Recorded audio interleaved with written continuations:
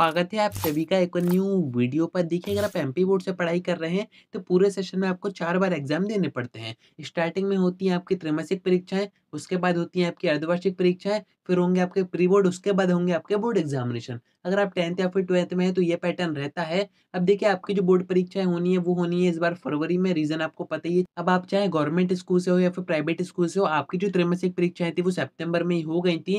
Result वगैरह भी आ गया था, आप सभी को पता ही होगा कितने क्या मार्क्स आपके आए थे। बट अब आगे आपकी जो अर्धवार्षिक परीक्षाएं होनी है, ये ऐसे टाइम पर फंस गई है कि उस टाइम एमपी में चुनाव भी होने हैं। तो अब ये दिक्कत सामने आ गई है कि चुनाव के बीच में आपकी अर्धवार्षिक परीक्षाएं कैसे करवाई जाए। एंड आपको पता ही है, मैंने आपको बताया भी था कि 4th से 8th तक की तो त्रैमासिक परीक्षाएं हुई नहीं है, उनके पेपर ही नहीं छपे थे। एंड यहाँ पर कुछ और अपडेट सामने आ रही है, उसको देखकर आप भी एमपी बोर्ड के ऊपर हंसोगे। क्या है पूरी अपडेट आगे आपको बताता हूँ। एंड आपकी अर्धवार्षिक परीक्षाएं कब से स्टार्ट होंगी, चुनाव भी होने हैं, डेट वगैरह, टाइम टेबल वगैरह कब आएंगे, सारी चीजें बताता हूँ। वीडियो में एंड तक बने रहिए। नए हैं तो सब्सक्राइब के साथ साथ नोटिफिकेशन आइकन जरूर से ऑन करके रखिएगा। एमपी बोर्ड एग्जामिनेशन से जुड़ी सारी इंपॉर्टेंट अपडेट्स आप तक टाइम पर पहुंच जाएंगी। अब देखिए, चुनाव के कारण एमपी बोर्ड की तरफ से कुछ डिसीजन सामने आ रहे हैं। ये कुछ अपडेट्स भी आई थी, आप अभी स्क्रीन पर देख ही रहे हैं। आप चाहे तो वीडियो पॉज करके इनको पढ़ सकते हैं। बाकी मैं आपको मेन मेन पॉइंट्स बता देता हूँ। देखिए, 4 से 8 तक की त्रैमासिक परीक्षाएं तो हुई नहीं थी, उनके पेपर वगैरह प्रिंट नहीं हो पाए थे। तो एमपी बोर्ड ने ये कहा था कि उनकी त्रैमासिक परीक्षा न करवा के डायरेक्ट अर्धवार्षिक परीक्षाएं करवाएंगे। बट यहाँ पर फिर से वही सेम कंडीशन सामने आ रही है।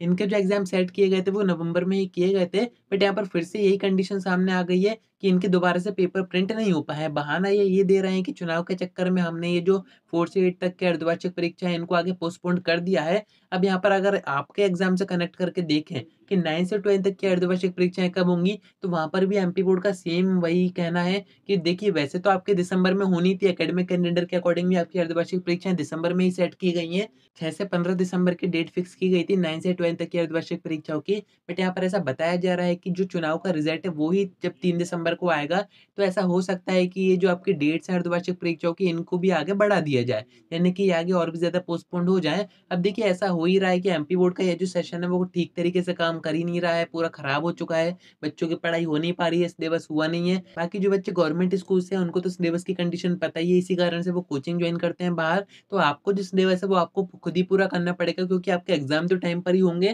बाकी टीचर तो एंड में आपके ऊपर पूरा छोड़ देंगे कि जैसा भी जो भी करना है वो आपको ही करना है। एंड अगर आप प्राइवेट स्कूल से, तो आपकी जो अर्धवार्षिक परीक्षाएं होंगी वो भी दिसंबर के आसपास ही होंगी। ऊपर से ऑर्डर आ जाएंगे, क्योंकि चुनाव का रिजल्ट आएगा उसके बाद ही ऊपर से ऑर्डर्स आएंगे। तो प्राइवेट स्कूल्स तो अपने हिसाब से एग्जाम करवा सकते हैं, बट गवर्नमेंट स्कूल्स की जो डेट है वो ऊपर से ही आती है। जो भी आएंगी, जैसे कोई टाइम टेबल आएगा वो मैं आपको बता दूंगा। अभी तक कोई भी डेट और टाइम टेबल जारी नहीं किया गया है, तो परेशान होने की जरूरत नहीं है। अभी जितना भी टाइम आपके पास बचा हुआ है उसमें पढ़ाई करते रहिए, क्योंकि मेन है आपके बोर्ड एग्जामिनेशन, उसमें आपके अच्छे मार्क्स आने चाहिए। बाकी यहाँ के मार्क्स तो कहीं ना कहीं कवर हो ही जाते हैं। तो उम्मीद है कि आपको सारी बातें समझ में आ गई होंगी। आज के वीडियो में इतना ही। कोई डाउट आता है कमेंट कर सकते हैं, या फिर आप मुझसे इंस्टा पे डीएम करके बात भी कर सकते हैं।